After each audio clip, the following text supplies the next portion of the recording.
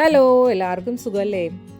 താമര വിത്തിൽ നിന്നും എങ്ങനെ ഇതിനെ മുളപ്പിച്ച് വീട്ടിൽ ഒരു താമര വളർത്തിയെടുക്കാം എന്നുള്ളതിനെ കുറിച്ചുള്ള ഡീറ്റെയിൽഡ് വീഡിയോ ആണ് ഇത്. ഓൺലൈനായോ അല്ലെങ്കിൽ ഷോപ്പിൽ നിന്നോ വാങ്ങിക്കുന്ന താമര വിത്തുകൾക്ക് ഇതുപോലെ രണ്ട് സൈഡുകൾ ഉണ്ടാവും. അതായത് ഒരു ഭാഗത്ത് ഒരു കുഴിഞ്ഞ സൈഡും മറ്റേ ഭാഗത്ത് ഒരു പോയിന്റഡ് ആയിട്ടുള്ള ഒരു സൈഡും. ഇതാണ് അതിൻ്റെ പോയിന്റഡ് ആയിട്ടുള്ള അല്ലെങ്കിൽ കൂർത്തിരിക്കുന്ന ആ ഒരു വശം. ഇതിൻ്റെ മറുഭാഗത്ത് നോക്കിക്കഴിഞ്ഞാൽ നമുക്ക് ഒരു ചെറിയ കുഴിഞ്ഞ ഭാഗം, ഒരു ചെറിയ കുഴിയുള്ളതുപോലെ ആയിട്ട് നമുക്ക് കാണാൻ പറ്റും. എല്ലാ ഇനം താമര വിത്തുകൾക്കും ഇതുപോലെ രണ്ട് വശങ്ങൾ നമുക്ക് കാണാൻ സാധിക്കും. അപ്പോൾ ആദ്യത്തെ സ്റ്റെപ്പ് എന്ന് പറയുന്നത് ഈ രണ്ട് വശവും നമ്മൾ ഐഡന്റിഫൈ ചെയ്യുക എന്നുള്ളതാണ്. ഈ വിത്തുകൾ നേരിട്ട് വെള്ളത്തിലിട്ട് വെച്ചാലും കുറേ ദിവസം കൊണ്ട് നമുക്ക് ഇത് മുളപ്പിക്കാം. എങ്കിലും പെട്ടെന്ന് മുളപ്പിച്ചെടുക്കാൻ വേണ്ടി നമ്മൾ ചെയ്യുന്ന ഒരു ട്രിക്കുണ്ട്. ഈ കുഴിയുള്ള ഭാഗം ഒരു റഫ് ആയിട്ടുള്ള ഒരു സർഫസ്, അതായത് ഒരു കരിങ്കല്ലിൻ്റെ മുകളിലോ അല്ലെങ്കിൽ സാൻഡ് പേപ്പറിലോ നന്നായി ഉരയ്ക്കുക എന്നുള്ളതാണ്. ഉരയ്ക്കുമ്പോൾ ഇത് ചെറുതായി ഒന്ന് ചൂടാവും. വെളിയിലുള്ള ഈ പുറംതോട് നല്ല കട്ടിയുള്ളതാണ്. അതുകൊണ്ട് തന്നെ കുറച്ചധികം നേരം നമ്മൾ ഉരച്ചാലേ ഇതിൻ്റെ ഉള്ളിലെ ഒരു വെള്ള ഭാഗം നമുക്ക് കാണാൻ സാധിക്കും. അതുവരെ നമ്മൾ ഉരയ്ക്കണം. എൻ്റെ കയ്യിലിപ്പോൾ 2 വിത്തുകളാണുള്ളത്. അപ്പോൾ 2 വിത്തുകളെയും നന്നായി ഉരച്ച് ആ വൈറ്റ് പോർഷൻ കാണുന്നത് വരെ ഉരയ്ക്കാം. ഈ പുറന്തോട് നല്ല കട്ടിയുള്ളത് കൊണ്ട് വെള്ളത്തിലിട്ട് വെച്ചാൽ ഒരുപാട് ദിവസം പിടിക്കും ഇതൊന്ന് മുളച്ച് കിട്ടാനായിട്ട്. അതുകൊണ്ട് ഈ ഒരു വെള്ള പോർഷൻ കാണുന്നത് വരെ ഉരച്ചു കഴിഞ്ഞാൽ വേഗം തന്നെ ഇത് മുളയ്ക്കാൻ സഹായിക്കും. ആമസോണിൽ നിന്നും ഓൺലൈനായിട്ട് വാങ്ങിക്കുന്ന വിത്തുകൾ എല്ലായ്പ്പോഴും നല്ല ക്വാളിറ്റി വിത്തുകളായിക്കൊള്ളണമെന്നില്ല. പക്ഷേ ഇത് മനസ്സിലാക്കാനായിട്ടൊരു എളുപ്പ വഴിയുണ്ട്.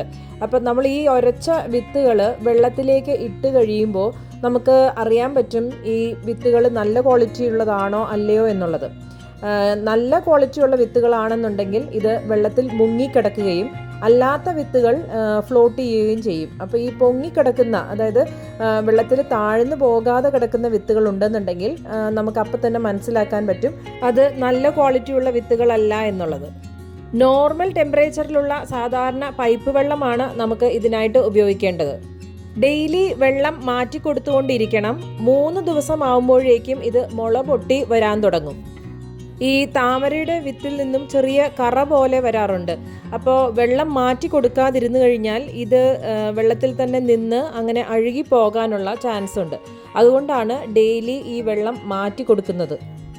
ഡെയിലി നോക്കിക്കഴിഞ്ഞാൽ നമുക്ക് മനസ്സിലാക്കാൻ പറ്റും ഈ വെള്ളത്തിൻ്റെ കളറ് മാറി ഒരു കലങ്ങിയ കളറ്, അതായത് ഇതിൻ്റെ ഈ കറ പുറത്ത് വന്നതിന് ശേഷം ഈ വെള്ളത്തിൻ്റെ കളറ് തന്നെ ഒന്ന് മങ്ങിയ പോലെയാവും.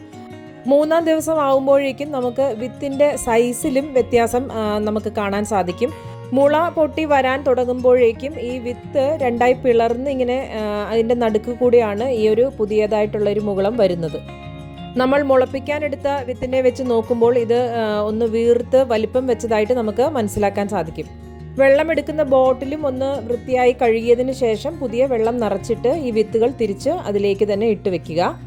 ഡയറക്റ്റായിട്ട് വെയിലടിക്കാത്ത എന്നാൽ നല്ല വെളിച്ചമുള്ള ഒരു ഭാഗത്തേക്കാണ് ഇത് മാറ്റി വെക്കേണ്ടത്. ഇത് 5-ാം ദിവസം എടുത്ത വീഡിയോ ആണ്. ആ മുളകളെല്ലാം നല്ലോണം വളർന്നു തുടങ്ങിയിട്ടുണ്ട്. അപ്പോൾ ഹെൽത്തി ആയിട്ടുള്ള സീഡ്സ് ആണ് എന്നുള്ളതിൻ്റെ ലക്ഷണം തന്നെയാണ് ഇത്. നമ്മൾ വെള്ളം മാറ്റി കൊടുത്തുകൊണ്ടേ ഇരുന്ന് കഴിഞ്ഞാൽ ഇത് ഫംഗസ് ഒന്നും വരാതെ ചീഞ്ഞു പോകാതെ നമുക്ക് നല്ല രീതിയിൽ തന്നെ വളർത്തിയെടുക്കാം. 8-ാം ദിവസം ആകുമ്പോഴേക്കും ഇത് നല്ലോണം നീളം വെച്ച് ഇതുപോലെ നമുക്ക് നീണ്ട തണ്ടായിട്ട് കാണാൻ സാധിക്കും. ഈ 8-ാം ദിവസം വെള്ളം മാറ്റുന്നതിന് മുൻപുള്ള ഒരു അവസ്ഥയാണ്. അതായത് ഈ വെള്ളത്തിൻ്റെ ഒരു കളറ് നിങ്ങൾക്ക് കണ്ടാൽ അറിയാം, കുറച്ചൊരു കലങ്ങിയ രൂപത്തിൽ, അതായത് ചെറിയൊരു മങ്ങൽ വെള്ളത്തിന് നമുക്ക് കണ്ടാൽ മനസ്സിലാക്കാൻ പറ്റും. ഈ വിത്തുകളെ സൂക്ഷിച്ച് നോക്കിക്കഴിഞ്ഞാൽ നമുക്ക് വേരുകൾ പതുക്കെ വന്നു തുടങ്ങുന്നതായിട്ട് കാണാൻ സാധിക്കും. ഇത് 9-ാം ദിവസത്തെ വളർച്ചയാണ്. ഇലകൾ വന്നു തുടങ്ങിയിട്ടുണ്ട്. ഇതിൻ്റെ അറ്റം നോക്കിക്കഴിഞ്ഞാൽ നമുക്കൊരു ഇലയുടെ ഷേപ്പ്, പക്ഷേ ഇല ഇങ്ങനെ ചുരുണ്ട് നിൽക്കുന്ന ഒരു ഇലയുടെ ഷേപ്പും അതുപോലെ വേരുകളും നന്നായി ഫോമായി തുടങ്ങിയിട്ടുണ്ട്. ഇനിയുള്ള വളർച്ച കുറച്ചും കൂടി ക്ലിയർ ആയിട്ട് അറിയാൻ വേണ്ടി ഞാനിതൊരു ബേസിനിലേക്ക് മാറ്റിയിട്ടുണ്ട്. അപ്പോൾ ഇത് നോക്കിക്കഴിഞ്ഞാൽ അറിയാം അടുത്ത ഒരു മുള കൂടി പുതിയതായിട്ട് വന്നു തുടങ്ങിയിട്ടുണ്ട്.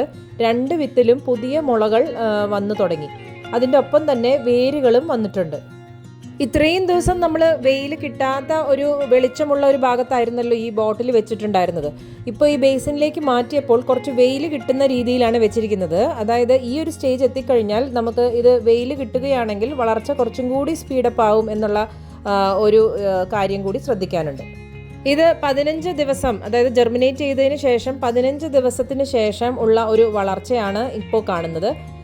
ഓരോ വിത്തിൽ നിന്നും ഈ 2 മുള പൊട്ടി വന്ന് അതിൽ നിന്നും ഇലകൾ ഫോം ആവാനുള്ള ഒരു സ്റ്റേജിലേക്ക് എത്തി നിൽക്കുകയാണ്. ഈ ചുരുണ്ട് നിൽക്കുന്ന ഭാഗമാണ് ഇലയായി മാറുക. ഇതിൽ വേരും നല്ലോണം വന്നു തുടങ്ങിയിട്ടുണ്ട്. അപ്പം നമ്മൾ വെള്ളം മാറ്റി കൊടുക്കുന്ന കാര്യം മറക്കാതെ എന്നും ചെയ്തുകൊണ്ടിരിക്കണം.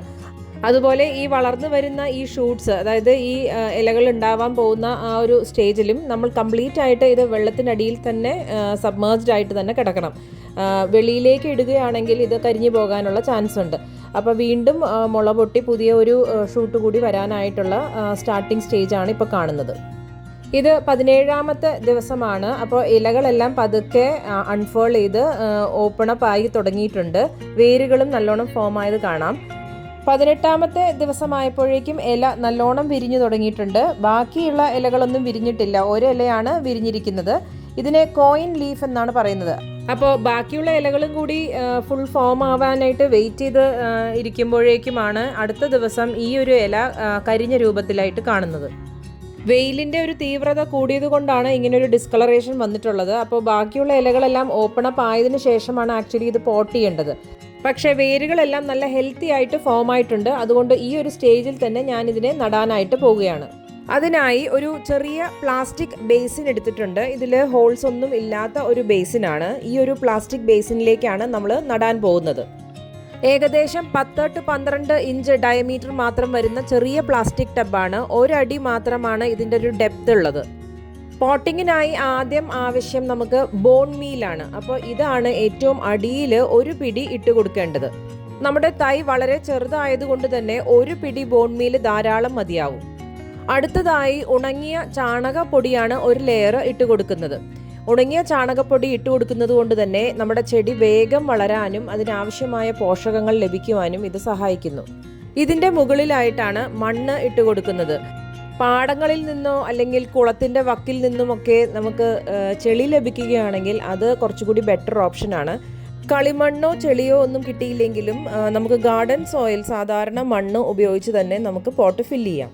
നമ്മൾ എടുത്തിരിക്കുന്ന ഒരു പോട്ടിൻ്റെ 1/4 ഭാഗം, അതായത് ഒരു 75% മാത്രം മണ്ണിട്ട് ഫില്ല് ചെയ്യാൻ പാടുള്ളൂ.